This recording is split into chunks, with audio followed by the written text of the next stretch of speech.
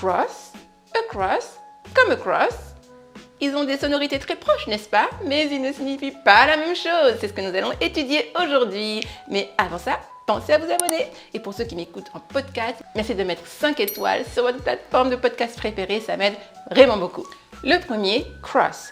Cross est un verbe, to cross. Et il signifie traverser ou croiser. Donc, par exemple, on pourra dire « Be careful when you cross the street ».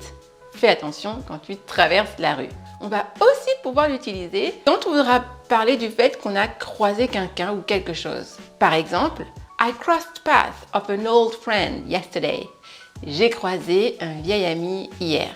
Et pour exprimer cette dernière idée, je vous donne un verbe bonus pour dire tomber sur quelqu'un, croiser quelqu'un par hasard. On va pouvoir dire to bump into someone. Donc même si le verbe bump peut faire croire à une collision, il n'en est rien. Maintenant, across. Across, lui, peut être soit une préposition ou un adverbe. Et lui, il signifie de l'autre côté ou d'un côté à l'autre. Par exemple, there's a bridge across the river. Il y a un pont au-dessus de la rivière, donc d'un côté à l'autre de la rivière. On peut aussi utiliser across pour parler de quelque chose qui est étendu sur une surface. Par exemple, restons dans la nature. If you are hiking, this is my hobby, hiking. Eh bien, à l'époque, parce que maintenant ça se fait un peu moins, mais on pourra dire I spread the map across the ground. J'ai déplié la carte sur le sol. Et le troisième, to come across. Ah, un fameux phrasal verb. Je sais que vous allez adorer cela. To come across. Alors, on va l'utiliser quand on voudra signifier qu'on a trouvé quelque chose par hasard ou qu'on est tombé sur quelque chose par hasard.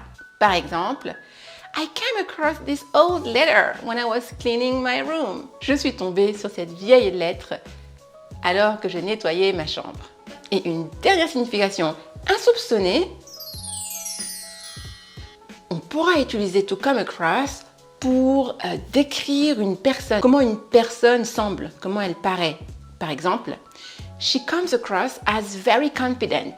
Elle paraît ou elle donne l'impression d'être vraiment sûre d'elle.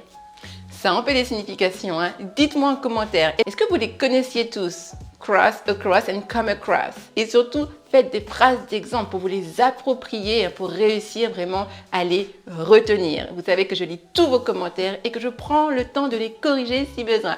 Et bien sûr, si ce n'est pas déjà fait, pensez à vous abonner, à liker et à partager pour aider encore plus de monde. Have a nice day or a nice evening and see you soon. Bye bye.